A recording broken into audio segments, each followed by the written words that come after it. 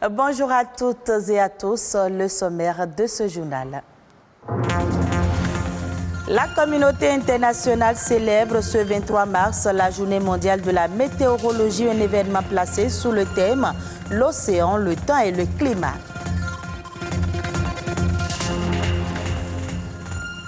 La maîtrise de la démographie passe par la planification familiale. Le contrôle des naissances est encore un sujet tabou dans les sociétés africaines.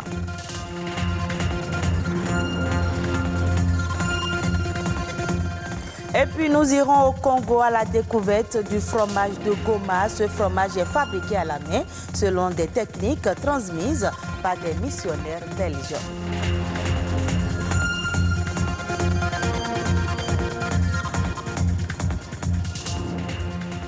Merci de votre fidélité. La journée mondiale de la météorologie ou journée météorologique mondiale des Nations Unies est célébrée le 23 mars de chaque année. C'est pour se souvenir de la création de l'Organisation météorologique mondiale le 23 mars 1950. Cette année, la célébration est placée sous le thème « L'océan, le temps et le climat ». Quelle est l'importance de la météorologie et quel est son impact sur notre vie? Suivez ce reportage de Émile Azopota. La journée mondiale de la météorologie ou journée météorologique mondiale des Nations Unies ONU se tient chaque année le 23 mars pour se souvenir de la création de l'Organisation météorologique mondiale à cette date en 1950. Le thème de la journée intitulé « L'océan, le temps et le climat » vient souligner les efforts que déploient les États dans le Bénin pour mettre en évidence les liens qui unissent l'océan, le temps et le climat au sein du système Terre. Au Bénin, la météorologie, depuis quelques années, a commencé par prendre de l'ampleur. Il faut dire qu'en 2016, l'État a créé l'Agence nationale de la météorologie pour faire bénéficier aux populations des avantages de ce secteur qui n'est pas que aéronautique. De plus en plus, la météo au Bénin commence par rendre service aux populations, notamment les populations rurales, à travers les prévisions saisonnières. Au Bénin, la direction de la météo axe la journée sur plusieurs plans d'action en faveur de toute la population, surtout les agriculteurs. Nous prévoyons le début des saisons, le déroulement et la fin. Et cela permet aux populations de caler leurs activités agricoles par rapport au déroulement prévu pour les saisons, pour ne pas perdre les semences en début de saison et récolter à temps vers la fin et choisir aussi des variétés adaptées aux prévisions qui sont faites. Cette journée vise in fine à encourager le lancement d'idées innovantes et transformatrices pour faire de l'océanographie une source d'information à l'appui du développement durable. Le capital humain est la principale clé pour l'atteinte des objectifs de développement durable. Maîtriser la démographie, c'est s'assurer une durabilité environnementale et l'atteinte de plusieurs autres objectifs. Cette maîtrise, justement, passe par la planification familiale. Dans les pays sous-développés à l'instar du Bénin, le problème de contrôle des naissances se pose avec acuité, référence faite à certains indicateurs. Alessandra Djotan aborde le sujet avec les acteurs du domaine. Les naissances rapprochées, la prévalence de mortalité maternelle et infantile, les grossesses précoces et les avortements clandestins. Ce sont là autant d'aspects qui assombrissent la carte sanitaire du Bénin. Ceci avec un impact direct sur le développement. La principale panacée se trouve dans l'organisation et le contrôle des naissances. En un mot, la planification familiale qui passe par l'adoption de méthodes contraceptives.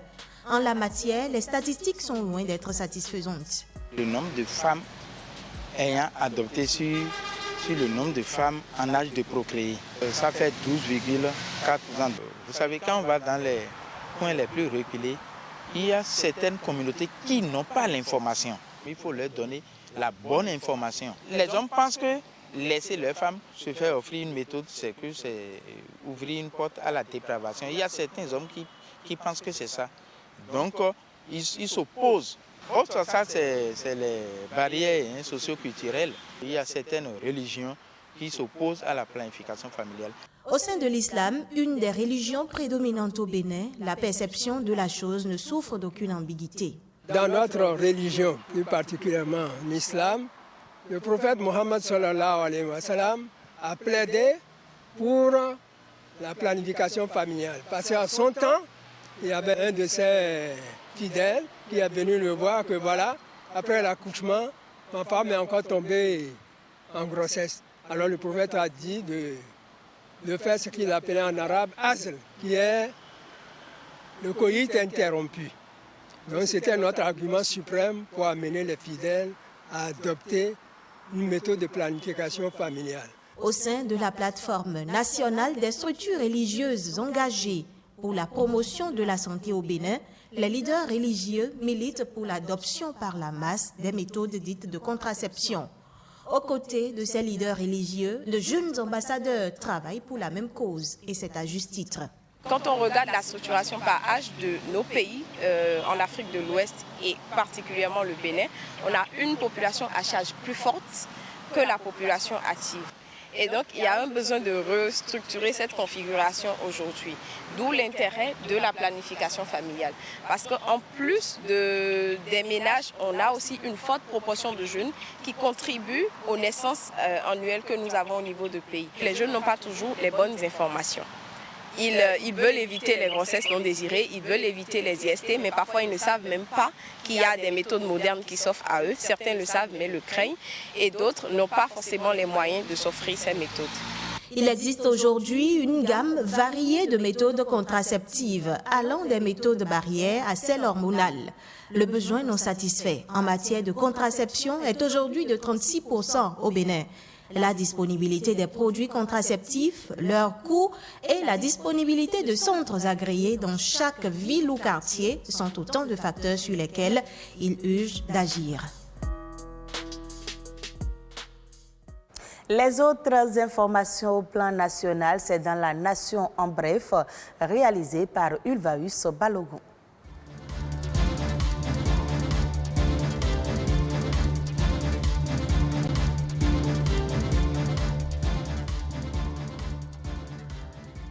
Le projet d'appui au développement de la filière anacarde et de l'entrepreneuriat agricole est désormais mis en œuvre. Il entend intervenir dans l'accompagnement des promoteurs pour l'installation de 3000 hectares de nouveaux vergers d'anacardiers, la réhabilitation de 10 000 hectares d'anciennes plantations, la production et l'utilisation des plants greffés de cajou sur 15 hectares de pépinières sous forme de prêts bancaires, l'accompagnement pour le renforcement et la modernisation de 10 unités existantes de jus de pomme cajou, le renforcement et la modernisation de 10 unités existantes de transformation d'amandes de cajou sous forme de prêts bancaires. Il s'agit à travers ce projet d'améliorer les performances de la filière de l'anacarde pour la rendre capable d'assurer de façon durable la sécurité alimentaire et nutritionnelle de la population et de contribuer au développement économique et social du Bénin. Les registres dates de naissance seront supprimés dès le 1er avril prochain. C'est une annonce du gestionnaire mandataire de l'Agence nationale d'identification des personnes, ANIP. Conformément à la loi numéro 2020-34 du 10 décembre portant dispositions spéciales de simplification et de gestion dématérialisée de l'état civil, les registres d'état civil et de cahiers d'état civil seront donc supprimés. Ainsi, à partir du 1er avril 2021, toutes les naissances sur le territoire national béninois seront systématiquement enregistrés dans les registres du recensement administratif à vocation d'identification de la population RAVIP. Après avoir reçu le mercredi 10 mars 2021 144 000 doses du vaccin AstraZeneca contre la Covid-19, le Bénin a reçu dimanche 21 mars 203 000 autres doses du vaccin Sinovac dans le cadre de la coopération sino-béninoise, toujours pour permettre aux Béninois d'avoir le vaccin contre la Covid-19. Pour ce faire, la campagne officielle de vaccination contre cette pandémie aura lieu dès cette semaine. Le ministre de la Santé a porté la nouvelle au personnel de santé d'Aplaroué au cours d'une séance de reddition des comptes.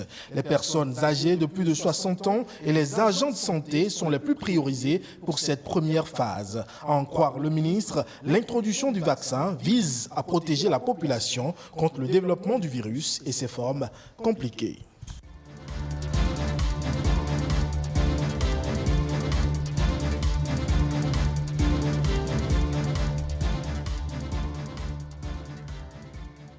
Allons maintenant en République démocratique du Congo sur les collines de Massissi qui sont connues pour leur grand pâturage et leur bovin d'exception. C'est dans cette région fertile qu'est produit depuis plusieurs générations le fromage de Goma, déclinaison du Gouda hollandais. Il est fabriqué à la main selon les techniques transmises par des missionnaires belges. Suivez ce reportage.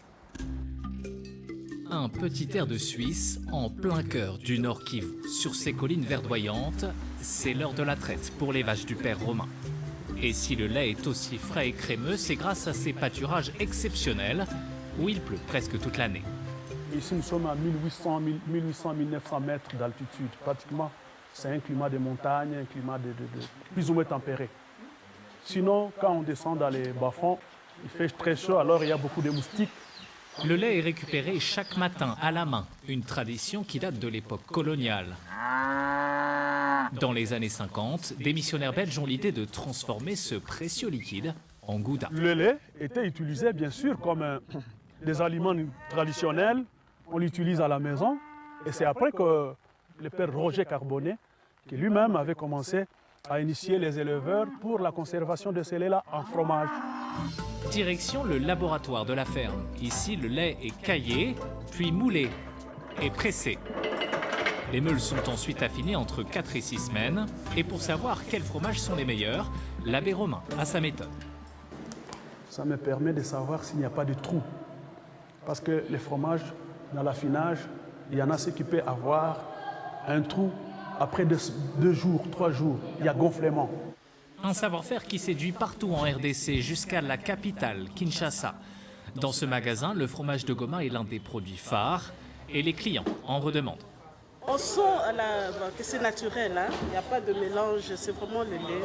Parfois on met dans le pain, surtout dans le pain, et le concombre, la saucisse, on mange. Il y a des fois même, pendant la journée, on peut vendre plus de 60, 50 pièces. On peut commencer à 7 jusqu'à 13 à 14 heures, il y en a plus. Alors, avant qu'il ne soit trop tard, dépêchez-vous, il ne vous reste plus qu'à le goûter. Le Rwanda vient de bénéficier d'un financement de 2 millions d'euros de la part de l'Union européenne pour le développement de la filière café. Cette enveloppe financière ira à un projet mis en œuvre au Rwanda qui ambitionne d'améliorer la qualité des fèves et de renforcer les capacités des acteurs au niveau de toutes les étapes de la chaîne de valeur, des producteurs aux transformateurs en passant par les exportateurs. Pour la filière, ce coup de pouce financier de l'UE intervient dans un contexte de baisse des recettes d'exportation. Au Rwanda, le café est le principal produit d'exportation traditionnel. Si la filière a connu une bonne dynamique ces dernières années, l'appareil de production a ralenti pour la campagne 2019-2020. Et ce sera tout pour ce journal que vous pouvez suivre à nouveau sur le www.ortb.bj. Merci à vous de nous avoir suivis.